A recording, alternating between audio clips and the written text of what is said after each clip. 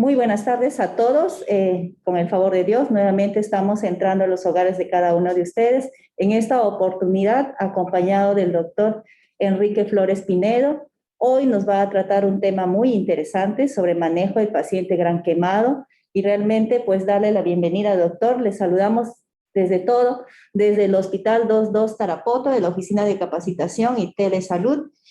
Bueno, doctor, para nosotros es un placer de que esté con nosotros, pues para compartir su conocimiento sobre el manejo del paciente gran quemado. Si bien es cierto, es una de las emergencias que contamos en el hospital y tenemos pues la suerte de contar con profesionales que pueden manejar de manera adecuada estos tipos de pacientes. Bienvenido, doctor, y buenas tardes. Gracias, licenciada, muy amable. Gracias a la Oficina de Capacitación por permitirme llegar hacia ustedes a través de esta ponencia.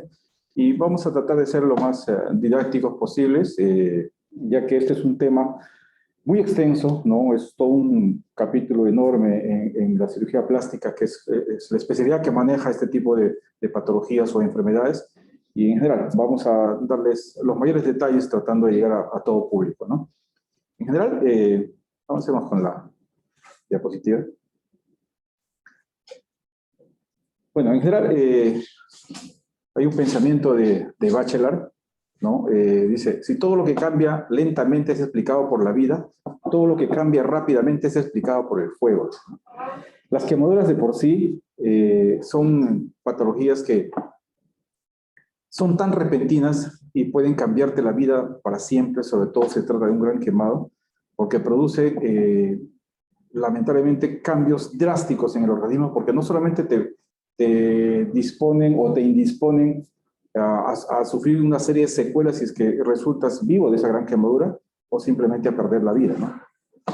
Y como dije, son sucesos devastadores, ¿no? Que causan de manera inmediata gravísimos daños en el organismo, no solamente porque van a alterar una serie de sistemas y van a producir desacondicionamiento en el organismo, sino también porque, les reitero, de que puedes perder la vida o simplemente puedes quedar con deformidades y limitaciones funcionales para siempre, ¿no? Que no va a haber lamentablemente una mejoría, ¿no? Bueno, lo que se produce básicamente, si bien es cierto, no solamente la piel se puede quemar, porque también puedes quemar vías digestivas, puedes recibir quemaduras también de las vías respiratorias, pero lo que más frecuente tenemos nosotros en la emergencia son las quemaduras de piel, ¿no? La piel es el órgano más extenso de la economía del ser humano, ¿no? Así como el corazón, el cerebro, los riñones son órganos, la piel también es un órgano que tiene funciones especiales, ¿no? Y prácticamente es uno de los más grandes que tenemos en el organismo, ya que en conjunto, la piel de un adulto o de un niño también, más o menos comprende casi el 15% de la superficie digamos, del peso, y tiene múltiples funciones, ya sea de protección no solamente contra los rayos ultravioleta, protección contra los gérmenes del medio externo, una serie de tipos de protección que tiene, pero también tiene regulación de temperatura, tiene la sensibilidad, tiene también la función inmunológica, porque ahí se producen algunas sustancias que van a ser parte de las defensas del ser humano. Entonces, una serie de funciones que si se ven dañados, ¿no? Si se ve dañada la piel, se va a alterar el medio interno casi de inmediato, ¿no? Solamente la epidermis, en general, es que es parte importante de la regeneración de la piel, es capaz de una verdadera regeneración a partir de casi la última o la capa más superficial de la epidermis. Se va a conformar todo el resto de la piel, ¿no? Si esto se ve dañado, prácticamente perdemos toda esa protección que tenemos en esa zona, ¿no?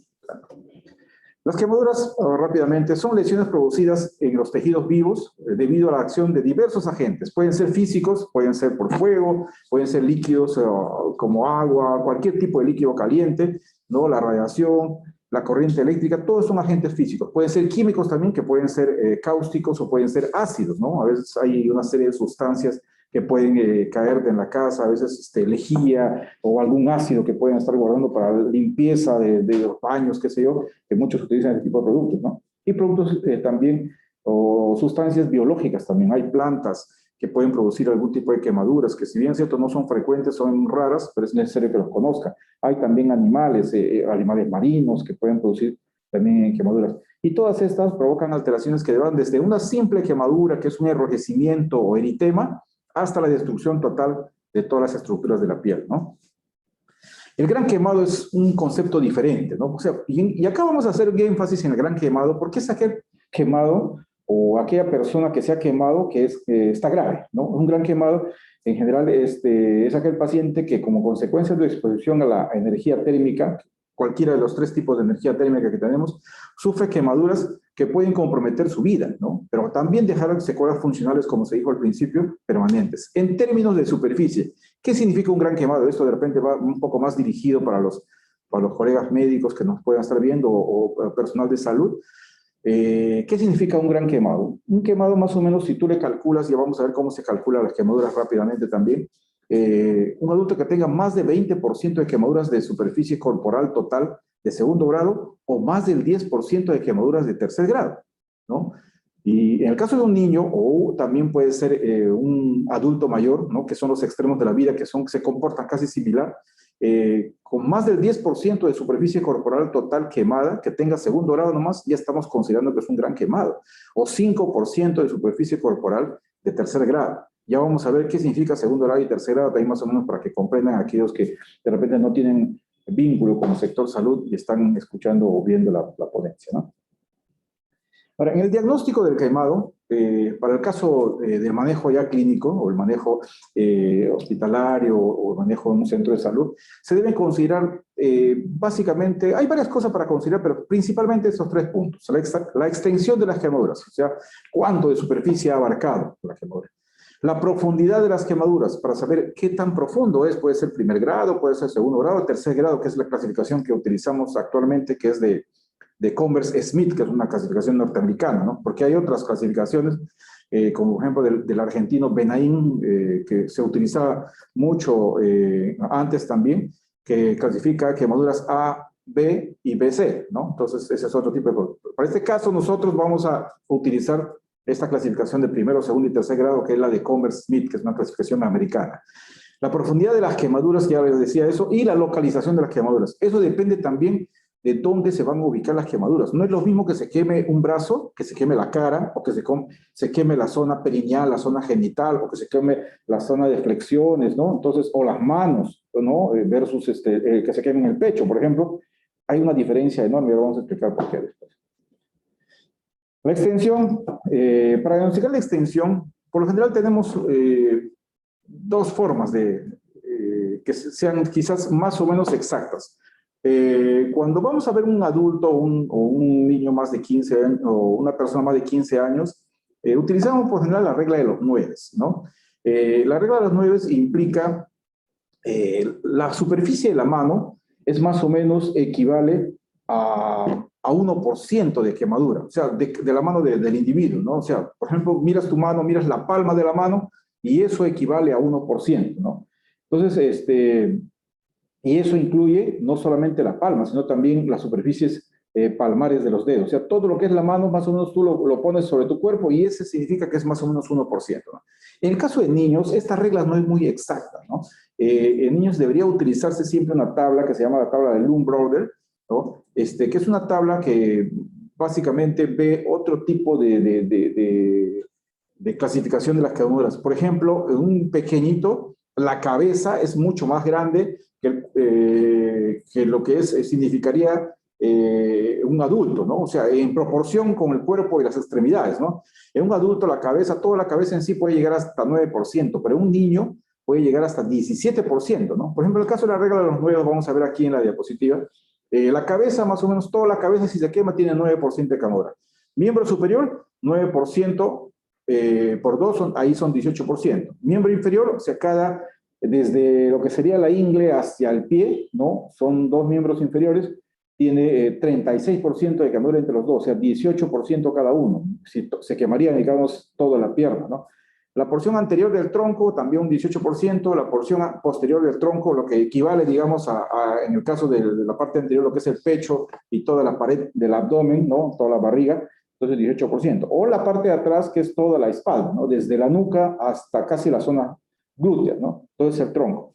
Estamos hablando del 18%. Y los genitales que cubren ese 1%. Y proporcionalmente, en el caso de las damas, son las mamas, ¿no? Que cubren esa parte de los genitales, que es el 1% más, y con eso se completa más o menos el 100%, ¿no? Adelante. No, esa es la regla de los 9, más o menos para que vean. Mire la palma de la mano, ese más o menos equivale al 1%, uno se lo calcula. Ahí está todas las medidas de cuánto más se equivale. Si un adulto se ha quemado, por ejemplo, toda la parte del pecho y la parte de abajo del abdomen, entonces tiene un 18% de quemadura. Ya estamos hablando que prácticamente casi es un gran quemado, ¿no? Estamos hablando de 20%. Si se quema de repente las dos, vamos a ver el muslo y la pierna, ¿no? A ambos lados, porque hay muchos casos que hemos tenido ese caso, ¿no? Estamos hablando que tiene 36%, entonces o sea, 9 adelante de cada uno son 18 y 9% a la parte posterior son 36%, ¿no? Entonces es un paciente grave, ¿no? De por sí ya es un paciente grave. Espérate. En el caso de los niños, por ejemplo, va a ver, mire, llega inclusive en menores de un año hasta 19% solamente la cabeza, ¿no? En general, pues puede caerle de repente líquido, una taza de café, o se voltea un plato de sopa de la mesa y le quema toda la cabeza al niño que está gateando y que jala de repente, por los niños no conocen, de repente jalan el mantel de la mesa y se le cae el plato de sopa y le quema toda la cabeza y tiene 19%, es un niño gran quemado. O si es un poquito más mayor, más de un año, 17%, así, hasta 15 años o más que tiene 9% en la cabeza, ¿no? Fíjese proporcionalmente esa tabla de Bloom Brothers, la que viene a continuación, ¿no? Pase adelante. Mire, ahí está, por ejemplo, eso debería haber en las emergencias para que el personal de salud que vea al paciente quemado, que es un niño, tenga con certeza la cantidad de quemadura que tiene ese niño, ¿no? Eso debería estar una tablita para todos los pacientes quemados, ¿no? Pero eso, vamos a ver, hasta ahora no se ha podido todavía establecer como parte del protocolo, ¿no? Adelante.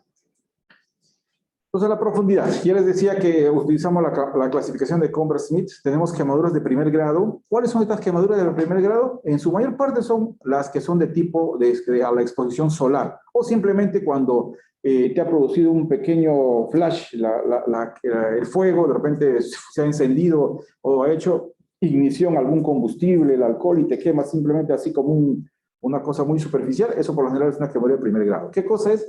Las quemaduras de primer grado son bastante dolorosas, tienen enrojecimiento, ¿ya? Y estas áreas quemadas son muy sensibles. ¿Por qué? Porque han sido afectadas los botones térmicos, ¿no? Estas quemaduras se epitelizan, o sea, digamos, tienen una piel normal más o menos en 7 a 14 días. No dejan cicatriz y no requieren ningún tratamiento especial más que cuidados tópicos que más adelante también se les va a dar, ¿ya? Mire, por ejemplo, ahí están las quemaduras de primer grado, cuando nosotros nos exponemos en los ríos, ¿no? Aunque ahora es un poco más difícil, pero cuando estamos de repente mucho tiempo también manejando motocicleta, a veces se quema uno en el rostro, si es que, bueno, si es que uno se expone diariamente, un poco más difícil, ¿no?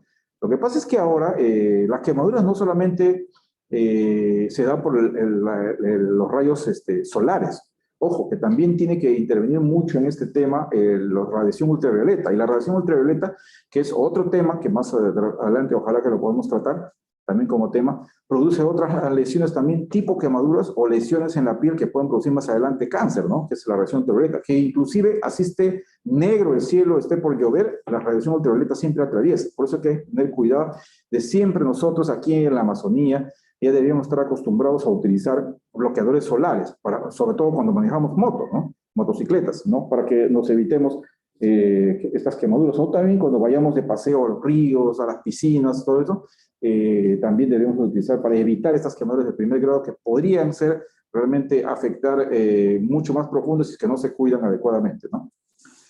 Ve las quemaduras de primer grado de exposición en los ríos, las playas, para adelante, ¿no? Las de segundo grado, ¿no? Ya son un poquito más profundas, tienen eritema. ¿Qué cosa es el enrojecimiento? Pueden tener un poco de hinchazón también en la zona quemada. Flictenas, a las que nosotros le decimos ampollas, ¿no? Las que son las flictenas en las lesiones más superficiales. Esas también, las quemaduras de segundo grado, pueden ser las más dolorosas inclusive que las de primer grado, ¿no? Cuando hay ausencia de flictenas en lesiones profundas, ¿no? Cuando, por ejemplo, te has quemado y no hay necesariamente la presencia de estas ampollas, ¿no? Que no está bien el término, pero para efectos de que nos comprendan vamos a utilizar no la palabra flictena, sino ampolla. Cuando hay presencia de estas y son medio color pálidas, entonces quiere decir que es un segundo grado profundo. Ya vamos a ver ahorita más o menos de qué se tratan las quemaduras de segundo grado, ¿no? Las quemaduras de segundo grado superficial también epitalizan con cuidados mínimos en 21 días, pero las más profundas van a tardar a veces 3 a 4 semanas y en algunos casos, si es que no se epitalizan, van a llegar a cicatrizar o pueden también terminar con injertos, ¿no? Para este caso de la clasificación por profundidad de Converse-Smith, el segundo grado tiene 3 tipos de quemaduras, ¿no? Las superficiales, las intermedias y las profundas. Pero eso es un conocimiento ya, digamos, mucho más profundo del caso de las quemaduras, es más de manejo de especialidad, ¿no? Pero para este caso, las superficiales son las que tienen, digamos, grandes ampollas y las profundas son que por lo general el lecho de la quemadura donde te has quemado está medio blanquecino. Y así vamos a ver algunas fotos, ¿no? Adelante. Por ejemplo, ahí, esta es una quemadura que tiene una flictena grande, ¿no? En este caso, dorso de la mano del bebito.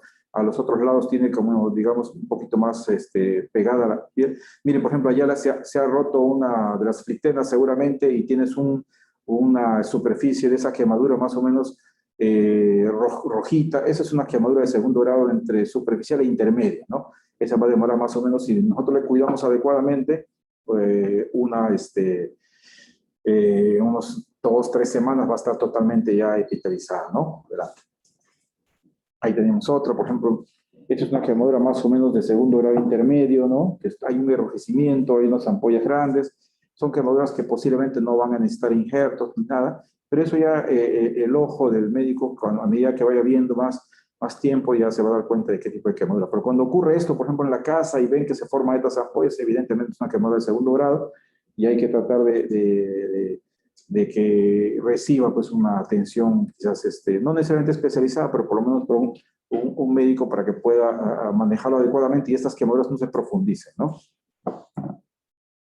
Esta es un poco más profunda, también tiene flictenas por todos lados, pero esta piel, por ejemplo, superficial se va a perder posiblemente si es que no es muy profunda la quemadura adentro, que es lo más seguro porque tiene flictenas grandes, esta se va a epitalizar y va a producir una piel nueva, quizás con algunas características, cambio de color, más oscurita y, bueno, una piel un poco más sensible durante varios meses, ¿no? Hasta que tenga una piel definitiva que pueda ser ya formada por la epitalización de esa área quemada, ¿no?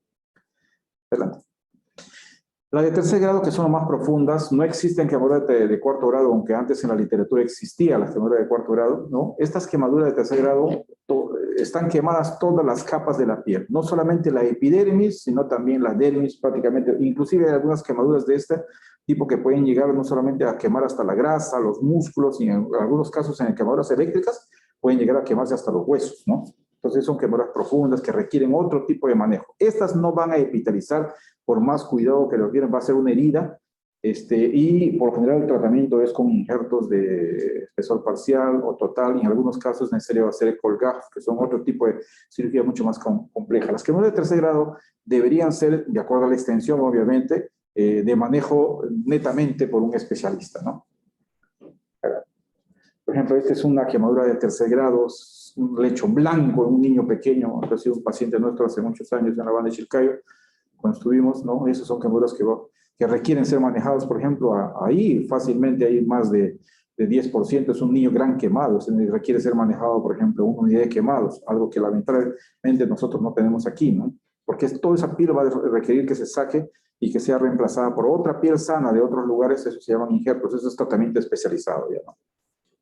Esa también, ¿no? Es un lecho blanco, eso es tercer grado, por lo general eso va a evolucionar no muy bien y eso va a requerir que se hagan injertos. Me acuerdo, esto es de una gestante joven, nomás estaba gestando y tuvimos que enviarla a un hospital de Lima, ¿no? Es una quemadura de tercer grado también.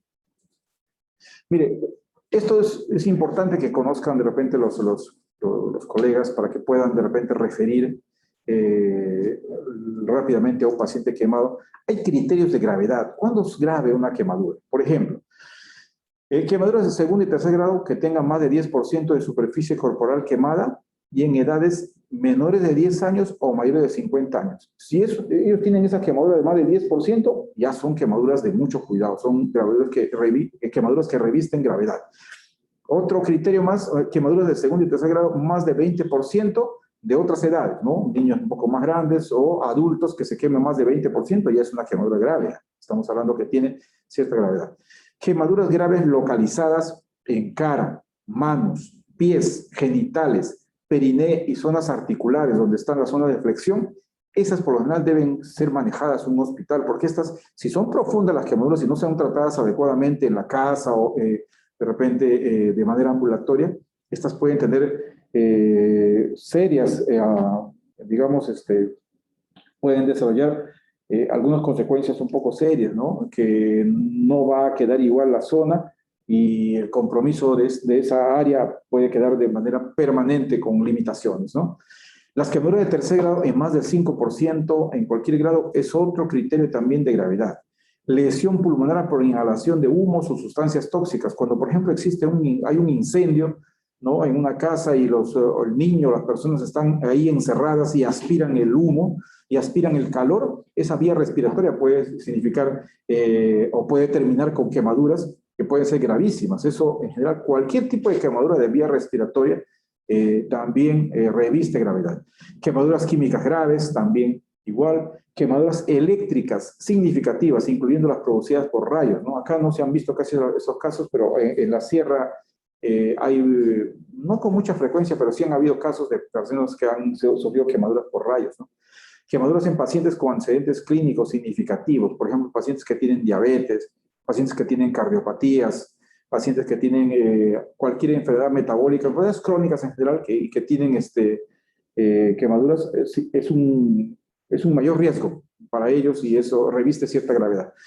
Quemaduras en pacientes politraumatizados, ¿sabes? Un accidente de tránsito, se incendia el vehículo, hemos tenido, por ejemplo, acá un caso que no lo hemos publicado, pero un paciente gran quemado con más de 20% de tercer grado, es un paciente gravísimo, que pero por circunstancias de la vida no pudo viajar, no tenía cómo hacerlo, se le incendió la motocicleta, no solamente tuvo fracturas, sino también tuvo quemaduras de más del 20% de su cuerpo. De por sí ese paciente es gravísimo, ¿no? Porque hay que tratar las fracturas, hay que tratar las quemaduras y eso le hace a un paciente mucho más difícil. Pacientes también que tienen quemaduras o que tienen algún tipo de trastorno de tipo psicológico o psiquiátrico, pacientes que requieren rehabilitación, que están postrados o que requieren soporte social, por ejemplo, que no tengan de repente, bueno, en general que sean personas que están abandonadas, digamos, todos esos pacientes tienen de alguna manera sus quemaduras revisten gravedad, ¿no? Signo de sospecha de afectación de vías aéreas. Esto es importante también que se sepa que de repente ese niño o ese adulto o esa persona que ha sido quemada tiene afectación de vías aéreas. Es cuando las quemaduras se dan en lugares cerrados, como les decía, están expuestos a una quemadura, a un incendio en la casa, por ejemplo, ¿no? Aspiran ese humo, porque no solamente es por el calor, sino también ese humo de la quemadura tiene una serie de sustancias que son tóxicas para el sistema respiratorio y puede producir daño inmediato, ¿no? Pueden ser personas que después de la quemadura y están ahí y empiezan a hablar gruesa la voz, ¿no? Tienen como una especie de un pitillo al momento de toser, ronquera o tos persistente. Es casi de hecho que ha sufrido quemadura respiratoria y eso requiere un manejo especializado, ¿no? Quemaduras de cara, labios, boca, orofaringe o mucosa nasal de cajón, que tenemos ahí una quemadura respiratoria, ¿no? Hollín en esputo, o sea, hay unas, como una especie de carboncitos o hay cosas negritas en los esputos o secreciones respiratorias nasales, esos de hecho que han sufrido quemaduras nasales, ¿no? Disnea, que es la dificultad para respirar, confusión o disminución del nivel de conciencia, también nos pueden indicar de manera indirecta que hay quemaduras respiratorias. La hipoxemia, ¿no? Que es la saturación de oxígeno, pues yo creo que muchos conocemos ahora cuál es la saturación de oxígeno, porque ya muchos tienen en sus casas ahora, a raíz de esta COVID, tienen su oxímetro de pulso, ¿no? Si baja la saturación de oxígeno, ¿no? Estamos hablando menos del 93%, definitivamente es posible que ese paciente tenga alguna afectación de las vías aéreas por quemadura, ¿no? O niveles de monóxido de carbono por encima del 2%, pero eso ya no se mide en casa, es otro tipo de manejo ya más especializado, ¿no?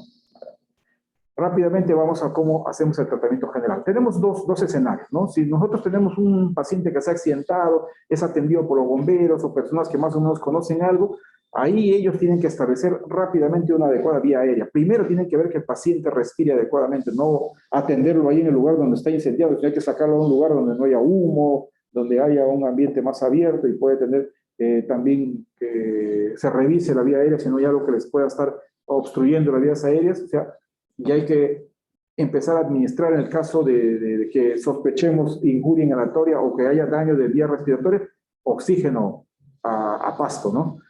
Controlar las hemorragias externas y estabilizar fracturas si las hubieran. Hay pacientes que a veces pueden tener un accidente y hay fracturas, hay que estabilizar, porque no puedes tú levantar a un paciente que tiene fracturas y eso podría ser mucho más contraproducente que la misma quemadura, ¿no?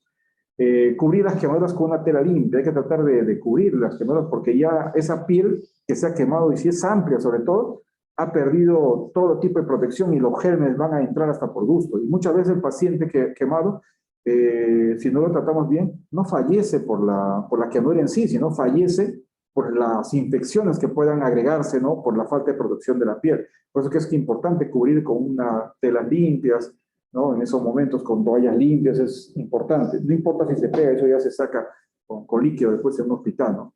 En ese caso también hay que, muchas veces los pacientes, a veces cuando es manejado por personal de salud, no hay por qué alocarse en trasladarlo rápidamente, sino hay que ver que tenga una adecuada vía endovenosa, ¿no? Con cloruro, es posible a chorro, dependiendo si es un gran quemado, si es paciente que tiene más de 20% al ojo nomás, hay que ponerle unas buenas vías, si posible 2 vías, y pasarle cloruro a chorro, porque si tú te demoras, de repente quieres venir de Bellavista o de Juanjuy o de Tocache trasladando a ese paciente inmediatamente al hospital, te vas a demorar varias horas. Y esas primeras horas que no las has puesto adecuada cantidad de líquidos a ese paciente, pueden sufrir los riñones y producirse una insuficiencia renal aguda o quizás terminar un paciente que termine en diálisis toda su vida, ¿no? Por eso que es importante no apresurarse en eso y ponerle buenas vías para ir pasándole para el dolor, para ir pasándole líquidos, que es importante, ¿no? Manejar rápidamente a un paciente quemado. El traslado a un hospital, ¿no? También tiene que ser de manera inmediata una vez visto todos estos temas, ¿no? Ahora, cuidados inmediatos, por ejemplo, en la casa. ¿Qué tenemos que hacer rápidamente si alguien se ha quemado? De repente se ha quemado y está con la ropa puesta. Hay que quitar la ropa porque todavía a veces la misma ropa puede guardar esa fuente de calor y hay que evitar de que siga quemándose. Si se pela con eso las ampollas, eso no importa, hay que sacarlo porque si no ese vestido, ese polo, ese pantalón puede seguir quemando más si es un niño o si es un adulto y hay que retirarlo. Hay que remover, como dije, la ropa, anillos, relojes, porque esos a veces cuando vamos a ver que sea una quemadura en la mano y tiene un anillo ahí, puede sufrir un hinchazón o el edema a los dedos y al final ese anillo va a quedar ajustando en el dedo y puede producir isquemia o puede producir muerte de ese dedo. Se han visto casos. Hay que sacar las correas, ¿no? Los relojes cuando hay hinchazón de esa extremidad, pueden tener un efecto similar a un torniquete, como si estarías ahorcando toda esa extremidad, ¿no? Algo muy importante en los quemados, no hay que apresurarse. Mire, tenemos a veces quemados que vienen acá complicados por el mismo manejo a veces que se da en la casa, le empiezan a echar tomate, le ponen leche de magnesia, le ponen aceite, le ponen hasta pasta dental, un montón de cosas, clara de huevo, nada de eso. Lo primero que tenemos que hacer en la casa o donde estemos, hay que rociar con agua fría, meterlo a la ducha o al caño si es un niño pequeño y que esa agua que está corriendo sea la que se encargue de enfriar esa quemadura y calmar el dolor. Eso calma el dolor. ¿Qué es lo que vamos a hacer con eso? Lo vamos a ayudar, vamos a impedir que esa quemadura siga profundizándose, esa quemadura siga avanzando y vamos a hacer de que a ese paciente también le calme el dolor, es importante, ¿no? Si la gente es químico, se ha quemado con ácido, por un álcali, hay que rociar mucho más cantidad de agua, si posible también 20 o 30 minutos, ¿no? Adelante.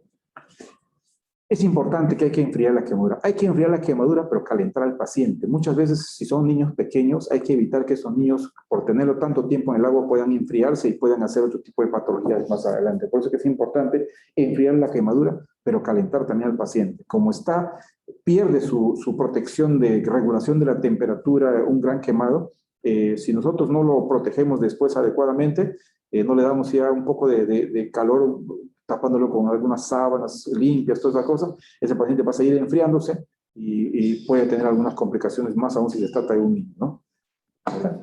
Por ejemplo, ahí, ese es importante. ¿Por qué les decía que hay que rociar el agua? No sé, Bueno, esto está en inglés, pero les voy a explicar. Tenemos la quemadura tiene tres zonas. La del centro, digamos que es la quemadura marrón, ¿no? Que es la zona de coagulación, que es una quemadura ya que de por sí ya no va a cambiar.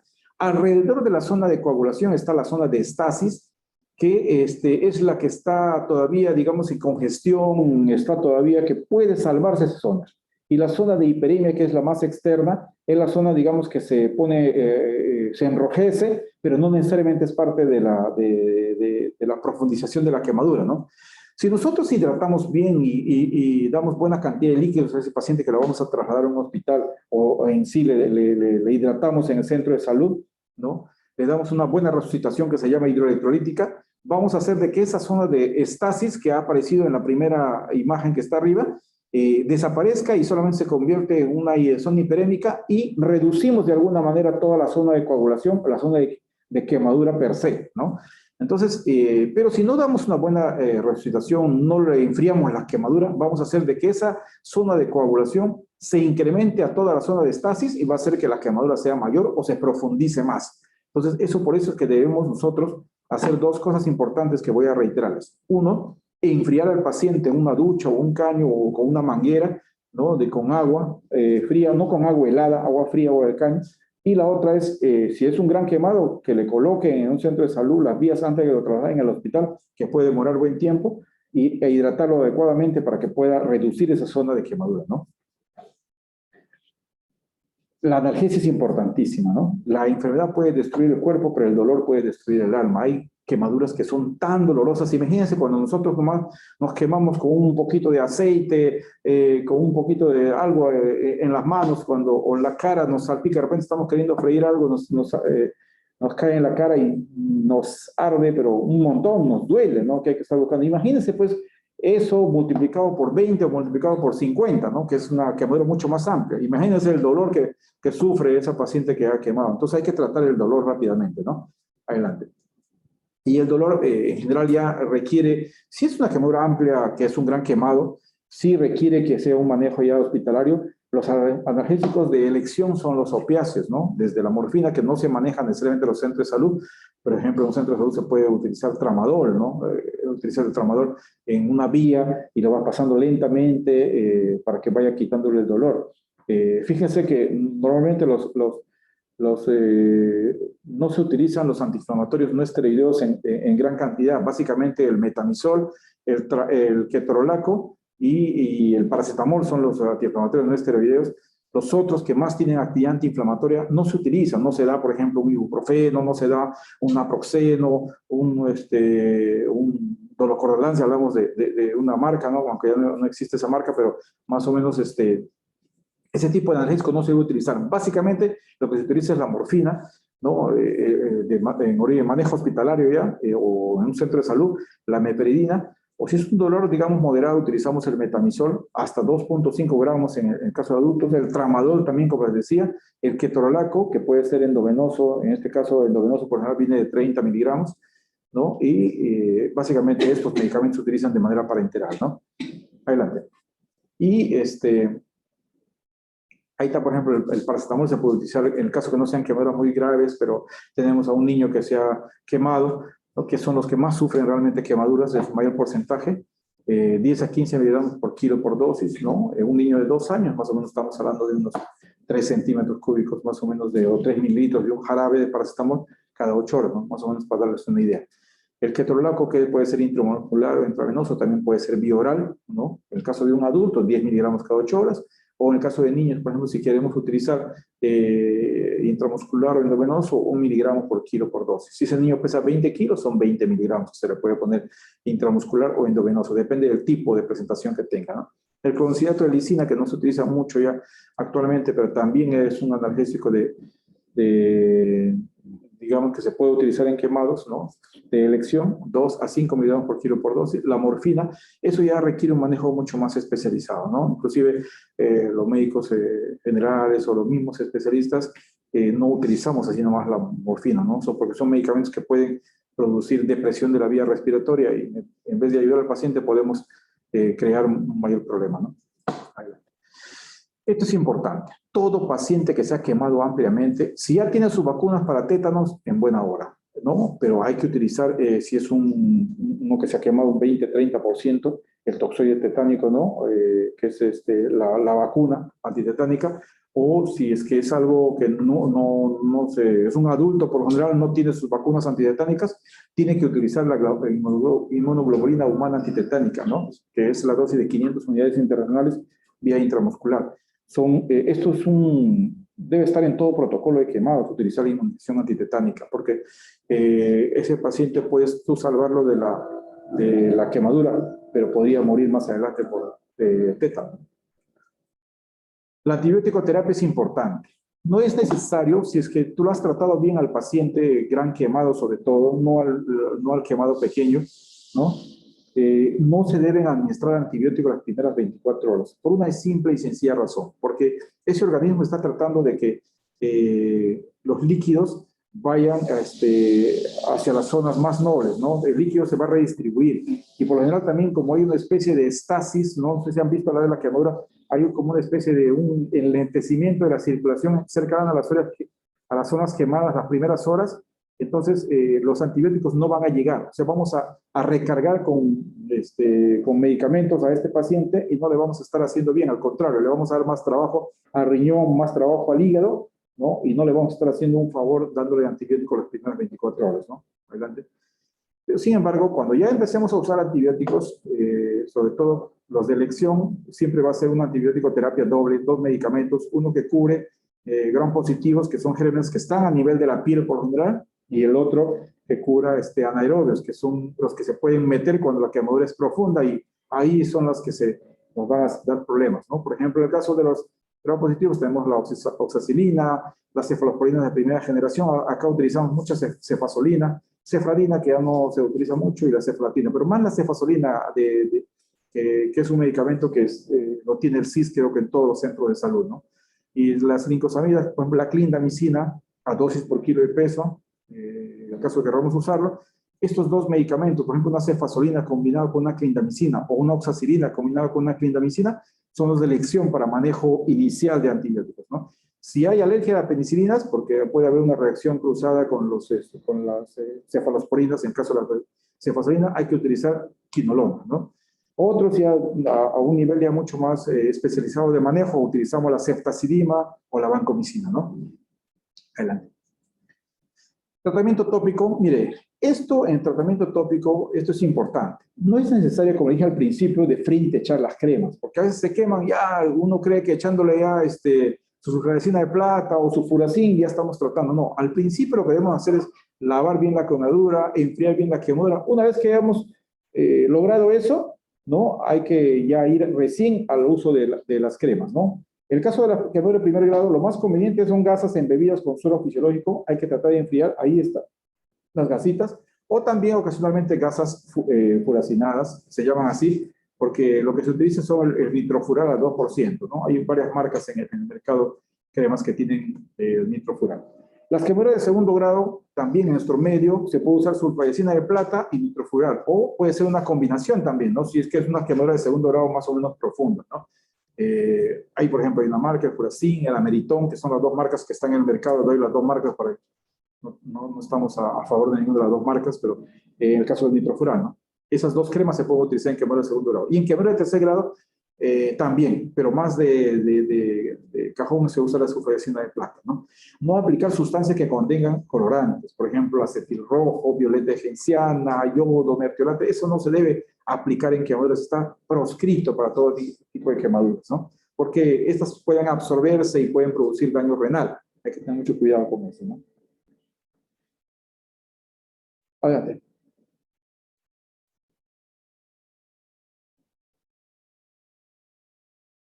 Ya, la resucitación les dije que era colocar líquidos. Bueno, lo ideal es poner sustancias que tengan lactato Ringer, ¿no? Que es lo que se utiliza y para eso han sido creadas las fórmulas. Las primeras 24 a 48 horas es el periodo de hipovolemia. Ahí hay que utilizar, digamos, si es un gran quemado en el manejo hospitalario, ya hay que, en ese paciente, abrir una hoja de balance hídrico y empezar a manejar el periodo de hipovolemia. ¿Y cómo vamos a manejar? Entre las 24 a 48 horas. Adelante. Vamos a utilizar unas fórmulas, que es Básicamente la primera, que es la forma de Parkland. La forma de Parkland ha sido de alguna manera creada, pero para usar el lactato de Ringo, ¿no? Pero como no tenemos nosotros en el medio, o es muy caro, utilizamos básicamente cloruro, una dosis de 4 mililitros por kilo por el porcentaje de quemadura, ¿no? 4 mililitros, acuérdense los colegas o cualquier persona de salud, acuérdense de esta fórmula, que es 4 mililitros por kilo por porcentaje de quemadura. ¿Ya? Eso sale un volumen. Vamos a poner que salga 5 litros. Esos 5 litros, en la parte de abajo pueden ver el 50%, o sea, 2 litros y medio, se pone en las primeras 8 horas. Hay que soltar los 5 litros las primeras 8 horas, sin miedo, ¿no? Hay que hacer que ese paciente tenga una buena diuresis. Y los otros 50% en las siguientes 16 horas.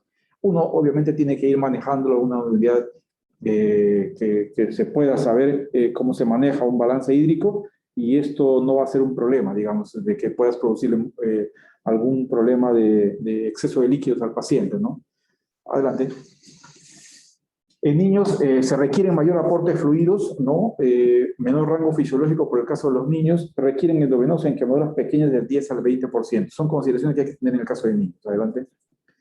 Muy importante, en este caso, cuando estemos manejando, vamos a suponer que esta quemadura ha ocurrido, por ejemplo, de repente en Yurimaguas, ¿no? Y está cerrada la carretera y no pueden trasladar al paciente rápidamente por vía terrestre, no hay vía aérea. Entonces, hay que ponerle esos líquidos, y el flujo urinario va a ser el mejor parámetro para evaluar la función renal y el estado circulatorio del paciente.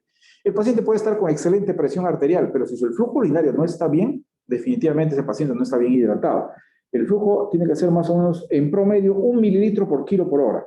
Si ese paciente tiene 50 kilogramos, debe estar más o menos orinando por hora, ¿no? Si hay que controlar unos 50 mililitros. Si es un niño más o menos de 15 kilos, debe estar más o menos orinando alrededor de 15 mililitros aproximadamente, para que sea algo mucho más claro, no utilizar las medidas de, por ejemplo, superficie corporal, que es un poquito más difícil. Pero basta que ese niño que ha sufrido esa quemadura, tiene 20% de quemadura y no le puedes trasladar todavía, y está orinando más o menos 1 mililitro por kilo por hora, o sea, tiene 15 kilos y orina unos 15 mililitros, entonces quiere decir que estamos dando buena cantidad de líquidos, ¿no? Las primeras 24 horas ya saben cómo se va a usar el volumen de acuerdo a la forma de Parkland. Las segundas 24 horas, para que incluya 48 horas, hay que ir manejando de acuerdo a la diuresis. Si vemos que este paciente está orinando 5 mililitros por kilo por hora, quiere decir que le estamos metiendo demasiado líquido, entonces hay que bajar el goteo. Eso ya requiere un manejo un poquito más de conocimiento, ya lo que se maneja la hidratación en un paciente quemado, ¿no? Los exámenes auxiliares que hay que pedir son de cajón, ¿no? Hemograma completo, grupo y factor RH, glicemia, creatinina, examen completo de orina, en algunos casos, proteínas totales fraccionadas, gases y electrolitos, radiografías en zona de sospecha de fractura. Si hace por ejemplo, una quemadura eléctrica, o no ha sido media tensión, que ocurre en muchos pacientes, y digamos, la quemadura o en general ha sido tan intensa la quemadura que lo ha botado al paciente, digamos, de un segundo piso, se ha caído hasta el primer piso, puede tener fracturas, una serie de cosas, o de una altura, estaba arreglando un foco y de repente le pasa la corriente y no solamente sufre quemaduras en las manos, sino también se cae desde esa altura de la silla, qué sé yo, y si hay sospecha de fracturas, hay que pedirle radiografías apenas llegue el paciente a una emergencia, ¿no? Adelante. Esto es importantísimo, las quemaduras eléctricas de alto voltaje y también de mediano voltaje, no solamente de alto voltaje. Si sobreviven a la quemadura, por lo general los de alto voltaje casi nunca sobreviven, pero si sobreviven suelen ser grandes quemados. Hay que pedir un examen de orina y hay que hacer que en el laboratorio busquen hemocromógenos.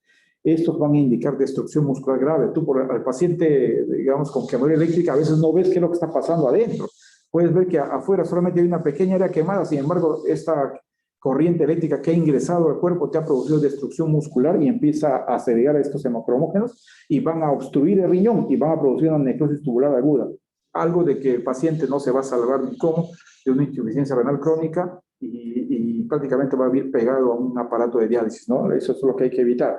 Entonces, aquí hay que aumentar el goteo a que ese paciente orine no menos de 2 mililitros por kilo por hora, ¿no? Si ese paciente pesa 50, debe estar no menos de 100 a 120 mililitros orinando por hora, para que hacer de que esa orina digamos, se ponga muy espesa o digamos, turbia y pueda hacer que esos hemocromógenos obstruyan la vía, los riñones, ¿no? A nivel de los túbulos. En el caso de las extremidades, hay que ver, con una quemadura eléctrica, hay que ver si están los pulsos, hay que chequear los pulsos en el caso de los miembros inferiores, el pulso pedio, el pulso, en general, puede ser inguinal o puede ser también en la zona poplitea, ¿no? Todas esas zonas hay que ver si están los pulsos, en el caso de las quemaduras de la mano, pulso radial, pulso cubital, pulso también en la flexura del codo, todo eso hay que ver. Si es que no los sientes esos pulsos, significa que es muy probable de que esté haciendo alguna lesión de tipo vascular y eso va a requerir por emergencia entrar a las operaciones de ese paciente, ¿no? Apenas llega a un hospital, inmediatamente meterlo para hacer fasciotomía o esclerotomía, ¿no? Los antibióticos, cuando hay quemaduras eléctricas, siempre es necesario utilizar penicilina G sódica como profilaxis, porque el germen que produce tétanos, que es el Clostridium tetani, es muy sensible a la penicilina G sódica y podemos proteger al paciente. Las radiografías ya les dijimos que es importante y un electrocardiograma si hay sospecha de trastornos cardíacos. En los quemados por quemaduras eléctricas, por lo general hay que sacar electrocardiogramas, así no haya sospecha, es parte, digamos, de lo que hay que tomar en cuenta de todo paciente con quemadura eléctrica, ¿no? Bueno, hasta ahí podemos acabar, creo que estamos casi la hora. Excelente, doctor. Hemos tratado de correr un poco. Excelente. Si tuvieran alguna pregunta, por favor, nos hacen llegar a través del chat o si alguien quiere participar, si alguno de los participantes desean hacer alguna pregunta, también solamente activar la manito, el icono de la manito y luego lanzamos las preguntas. Una frase que se me quedó, ¿no? Al paciente quemado se le enfría, pero hay que mantener el cuerpo del paciente caliente, ¿no? Realmente, una actividad que en la parte preventiva promocional a veces la descuidamos y llegan, pues, al establecimiento un poco descompensado, ¿no? Tan importante es la hidratación. He podido entender acá lo que es el manejo de la hidratación en estos tipos de pacientes. Doctor, en caso de los pacientes, si bien es cierto, lo acabo de mencionar, de los pacientes que tienen quemaduras eléctricas, a mi percepción serían las más graves, en todo caso que un paciente que sufre una quemadura diríamos, por líquidos calientes, o en ambos se tendría que ver el porcentaje de la extensión quemada, o cómo en Claro. caso de pacientes En el caso del paciente con quemaduras eléctricas, ya como que no aplica mucho el tema del porcentaje, ¿no? Porque de repente tiene una extensión, vamos a suponer, solamente 2% en la superficie de la pierna, pero sin embargo de repente la corriente ha entrado por la mano y ha salido por el pie. Pero en ese trayecto se ha lesionado, por ejemplo, una de las arterias de la pierna, ¿no? Puede haber ocurrido. Entonces tú no lo notas en ese momento de qué es lo que está pasando en esa pierna. La gravedad allí ya no sería por esa extensión del 2%, sino por la lesión vascular que podría haber ocurrido, ¿no? O lo mismo también que la zona de entrada a veces puede ser la mano, ¿no? Y a veces en esa zona quema, no mucha extensión, pero justo te quema, digamos, las zonas articulares, por ejemplo, de las manos. Yeah. Si no los tratas adecuadamente, esos te van a dar secuelas y van a quedar los dedos de ese niño que no lo has tratado de repente, se va a quedar torcido toda su vida, ¿no? Va a tener que ser sometido a una serie de operaciones para que pueda más o menos tener una funcionalidad más o menos manejable de las manos, ¿no? Por ejemplo, ahí no necesitas tener mucha extensión. Entonces nosotros, o sea, habría que saber el punto de entrada y de salida, ¿hablamos? Una quemadura eléctrica, por lo general sí, sobre todo si son quemaduras de mediana tensión, ¿no? O de alta tensión. Por general, el paciente, cuando no tienes, en el caso de un quemado eléctrico por mediana tensión o alta tensión, si no tiene zona de salida, por lo general el paciente ya está muerto, ¿no? Porque la corriente te produce una serie de estragos. Pero cuando hay zona de salida, por lo general el paciente porque llega vivo, ¿no? Se ha ido la corriente eléctrica, ha entrado y ha salido básicamente, produciendo algunas lesiones en ese trayecto, ¿no? Pero por lo general el paciente mantiene la vida, ¿no? Y hay que chequear ambas zonas. ¿no? Simplemente porque a veces no te das cuenta bien por dónde ha salido y esa zona también se va a producir daños en las siguientes horas, ¿no? Bien. Tenemos una pregunta. Doctor, ¿cuál es el porcentaje de quemadura para iniciar la hidratación? Sí, normalmente en niños pequeños, basta que tenga un aproximado 10%, hay que hacer una hidratación parenteral, ¿no? Es mucho más difícil que un niño le puedas obligar a tomar líquidos, más o menos la cantidad que requiere. Por eso que basta que tenga más o menos un 10% ya, o un 9%, o un 11%, a ese niño o a ese adulto mayor hay que iniciarle un tratamiento con una vía, ¿no? Que por lo general puede ser este cloruro, que es lo que tenemos nosotros al alcance, ¿no? Y en adultos mayores también igualitos. Digamos que una persona de 30 años que sufre una quemadura, qué sé yo, por fuego, que tiene de repente, si bien es cierto, no es una quemadura de segundo grado, que tiene 10%, no por decir que no tiene 20%, no vas a poner una vía. Ponle una vía, pero para iniciar la hidratación tiene que más o menos ser un gran quemado, que estamos hablando del 20% de segundo grado o 10% de tercer grado en el caso de un adulto, ¿no? Entre 15 y 50 años más o menos, por decirlo. Bien. ¿Alguien quiere participar ahí? Le vamos a Luis Guillermo Parrillo Condori. Le vamos a activar el micrófono para que pueda participar. Buenas tardes, señor Luis Guillermo Parrillo. Sí, muy buenas tardes. Bien, le escuchamos. Buenas tardes, ¿sí me escucha? Sí, Ya, perfecto. ante nada, agradecido por la información que nos ha dado en la ponencia, y es de mi interés hacer esta pregunta porque he estado haciendo mi trabajo de investigación porque ya voy a ser interno en la institución, y me interesa saber, en este caso, respecto a los quemados en el hospital, cuál es el número de casos de quemados que hay en este caso, ¿no? Tanto en la parte de adultos y en la parte de niños. Bien. Sí, bueno, muchas gracias por la pregunta. Si bien es cierto, no tenemos estadística de estos 2 últimos años, ni este ni el año anterior, pero tenemos estadísticas del año 2018, 2017 también, de acá del hospital, ¿no? Que son cuando ha empezado a funcionar ese hospital, y tenemos más o menos un promedio de 40, 45 pacientes que han requerido hospitalización, ¿no? Más o menos un promedio. Tenemos la estadística, inclusive tenemos también la distribución mayoritaria en niños menores de 2 años, que son los que más sufren quemaduras.